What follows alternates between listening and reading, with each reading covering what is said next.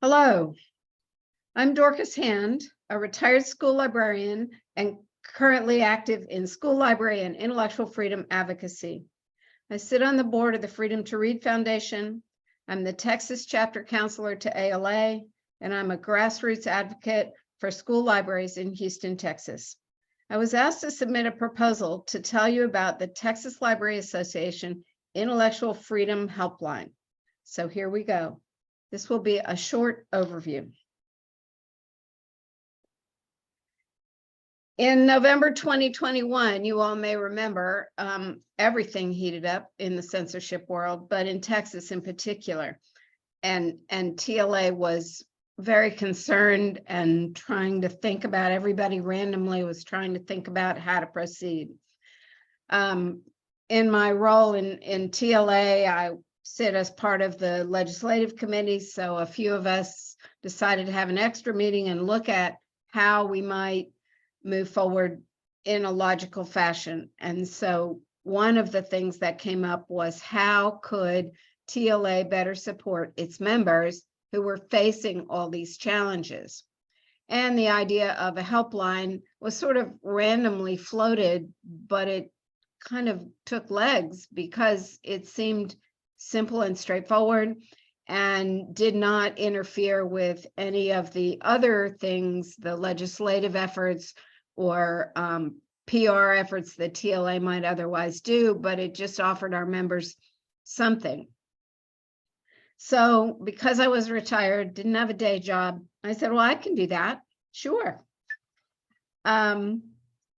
It was around that time that the Matt Krause list came out, 850 books that he thought should not be in school libraries. And of course, most of them weren't, and it was a terrible list, but it started the whole ball rolling. And the other thing that happened not long after this was the mess in Llano, which you're probably still reading about. The court case is ongoing. So what were our goals? We wanted to include all library types because one of the other hats I wear in ALA is the ecosystem. So I wanted to make sure that any efforts we did for peer support would also be accessible to academic librarians, public librarians, and school librarians, even though the challenges they all face are somewhat different.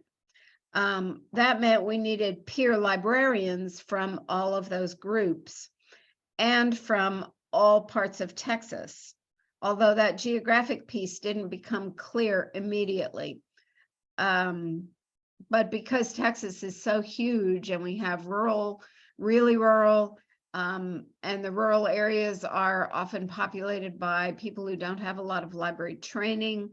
So we needed to begin to think about that over the last year. And we wanted to make sure we could respond promptly. What were our constraints? Well, aside from time, we didn't want to replace or interfere with anything that ALA is already really doing well, because they've done it for a long time. They know more than we're going to. Our goal was just to supplement their work with peer support here in Texas on the ground with a Texas point of view, by which I mean an awareness of the Texas legislature, of the local culture in various towns, which is not the same across the state. And we were not going to give any legal advice, which ALA doesn't do either, but they have a lot more knowledge of how to direct people in how to proceed with their problem. Excuse me. Okay. So in looking at how to carry this forward, I needed to think about what leadership in this context meant. So I've gone over the vision a little bit, but then I had to think about the strategy, the communication, and then how to build teamwork. I had the time, and I've worked in groups a lot, but first I thought, as a strategic move, I needed some resources for people to work with. Then I needed volunteers, and then those volunteers would need a little bit of training in order to be able to work together effectively.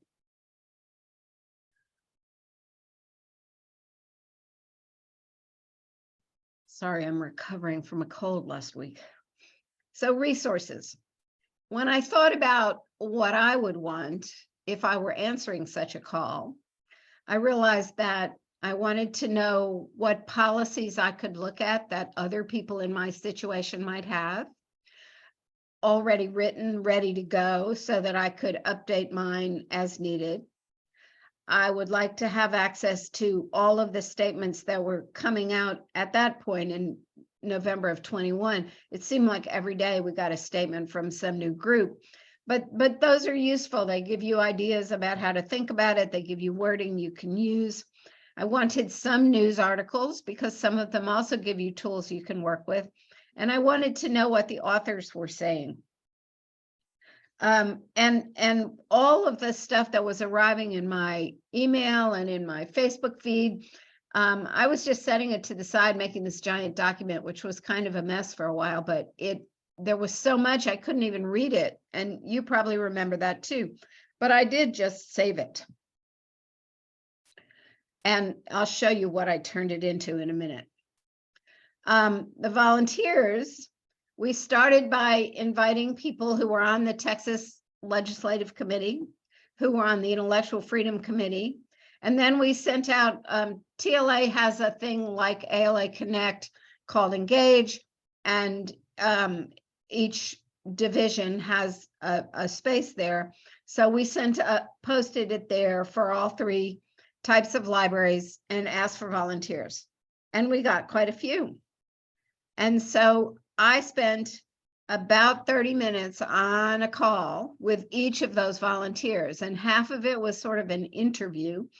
Not that I was looking to turn people down, but I needed to know more about them in order to be able to connect them properly with the kinds of calls we might get. So I needed to know their general experience. I needed to know if they'd ever faced a challenge before and if they had a sense what that felt like. And I needed a sense of what their comfort level was, because some people are willing to step right out there on the super dicey topics, and other people are really just calmer and they're happier in the background. So I figured that part out, and I scrolled them all through the resource list, which was big to start with, and now it's bigger. So that they would have a sense that they had something to look to when they got a question, so they could offer these people a couple of resources. Well, I'll talk about the resource list in a second. So safety is a big concern. And I'm sure you guys feel that way too. ALA makes a big effort to be anonymous. I know that in my talking about this effort, I have been doxxed once, so I'm much more careful about what I say about it than I used to be. Everyone who's working in this world faces that unwanted attention, but we wanted to make sure that we could be as anonymous as possible in our peer-to-peer interactions, which is, we work on that creatively, and each volunteer has to handle it their own best way.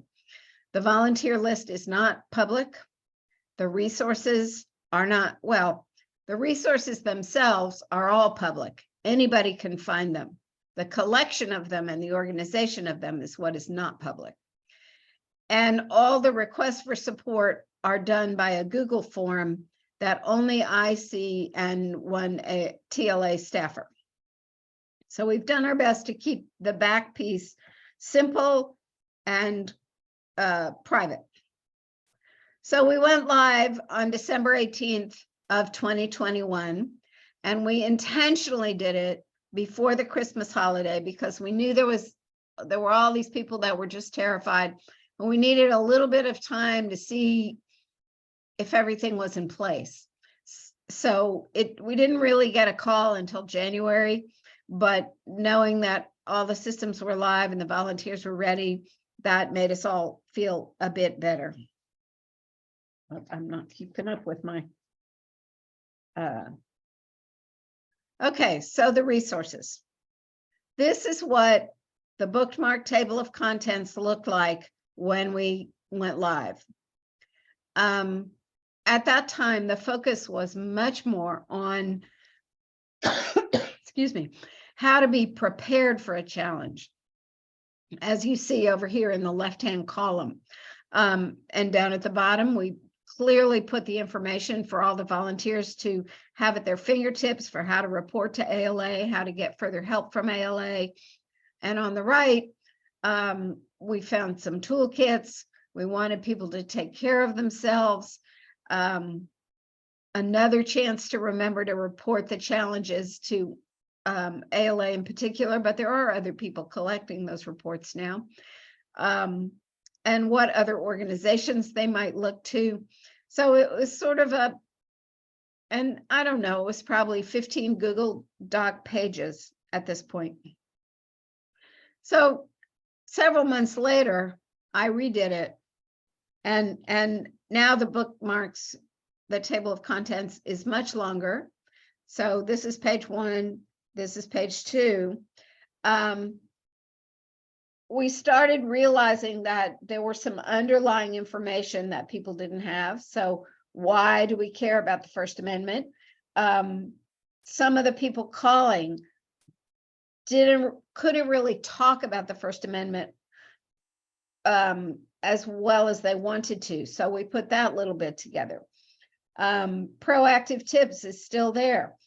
Here's de-escalation and personal safety, which you guys have all probably had to deal with too. How to work with the media, mostly how to keep them back a little bit. We still have the section worried about a possible challenge. There's hateful conduct is here because we spoke with one library in particular where it was a serious issue, and I realized that I knew where there were resources. It's not really our job, but if I can point you to something you can look at that will help you feel calmer in order to face the challenge, that seemed good to me. And then we got into the various topics, and I did just snip a shot of the top half and the bottom half. That's how we got to page 1 and page 2. So it sort of breaks in the middle. Then we talked about what are the books under attack. Parents' rights is a big topic here in Texas. Library neutrality hasn't come up, but it seemed important to have some information about it. And then I had a whole lot of information about how to engage with your stakeholders of various kinds. There were articles, there were toolkits for students, for parents, for teachers. They're all a little bit different. And I just put them all together so that we could find them. We're back to the, this is page 2. So now you can see the rest of the types of challenges and related topics. And I know that I need to do another big update. I have a whole stack of new things to attach here, but somehow there are other things that take precedence, like this presentation. So you can see kind of how I worked this out. The reference documents page, I ended up putting those on a separate page that I linked to here, but it's anti-censorship statements from a variety of organizations.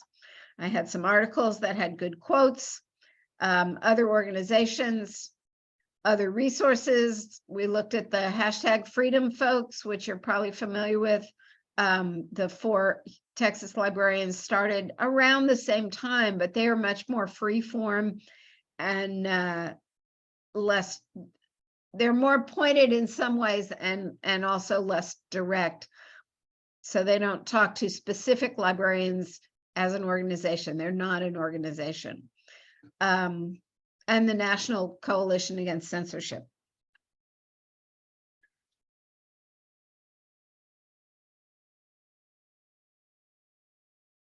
So I thought you'd want to know a little bit about how it looks in hindsight, because I guess we'd say we're 18 months into this.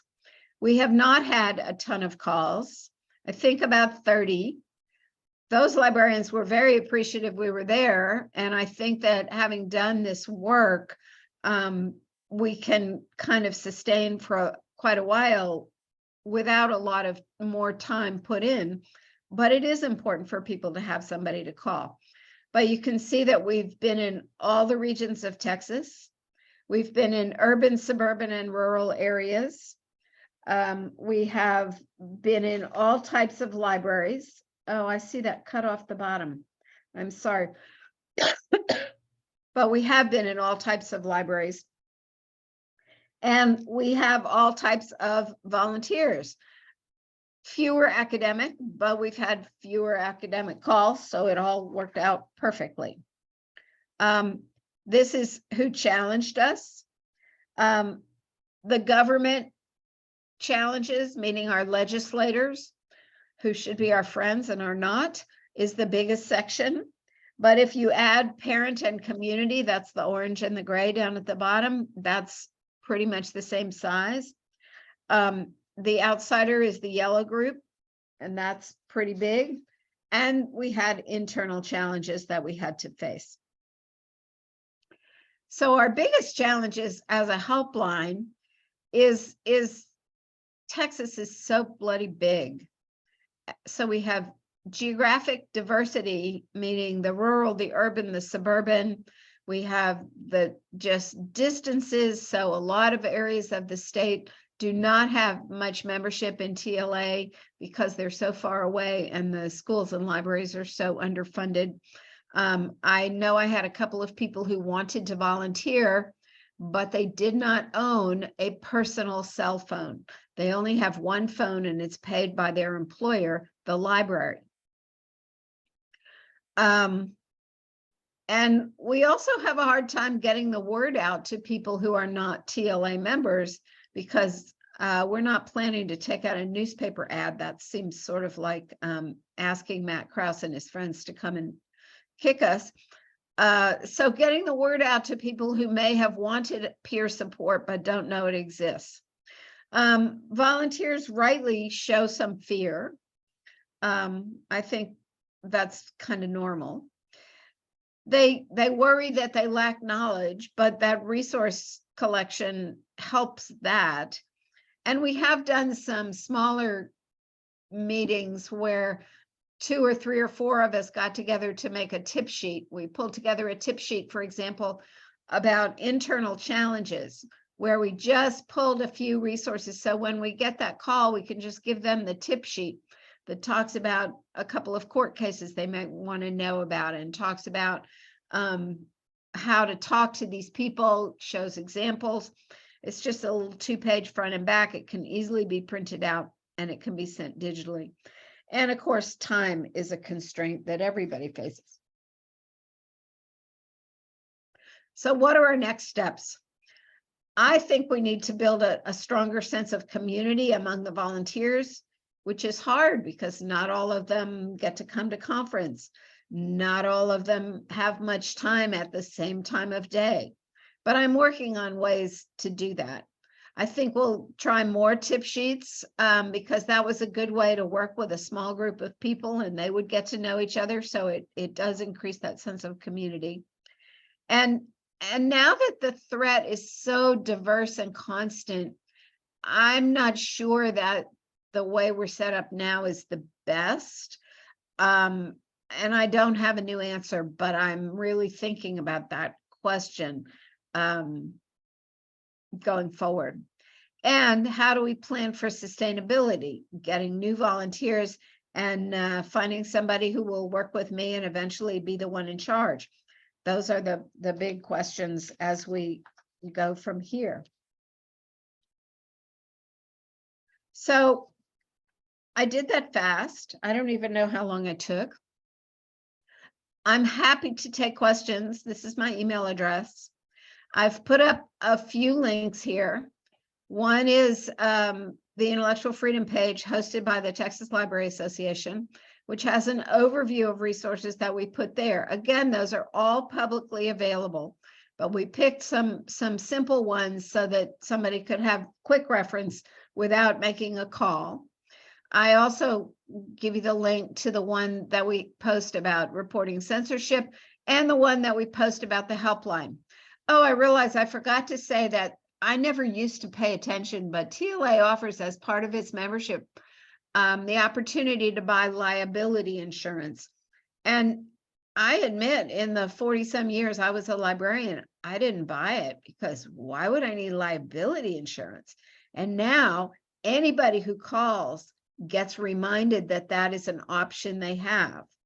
And I think it's a really important option for people to take advantage of. In Texas, it's very affordable. And I don't know that it's actually been used, but it certainly gives people a little bit of peace of mind that they would have some help should they need an attorney. And some of the laws that have just been passed here, that's a bigger threat. And then the last link is a podcast. I was interviewed by TLA about a year ago, and they posted this this podcast, and you can listen. It's some of what you just heard, but in a little more detail. And I think I will stop there. And I know that there's an awful lot of information in this day, and I'm sorry I couldn't do it live, but please feel free to reach out to me by email. Thank you so much.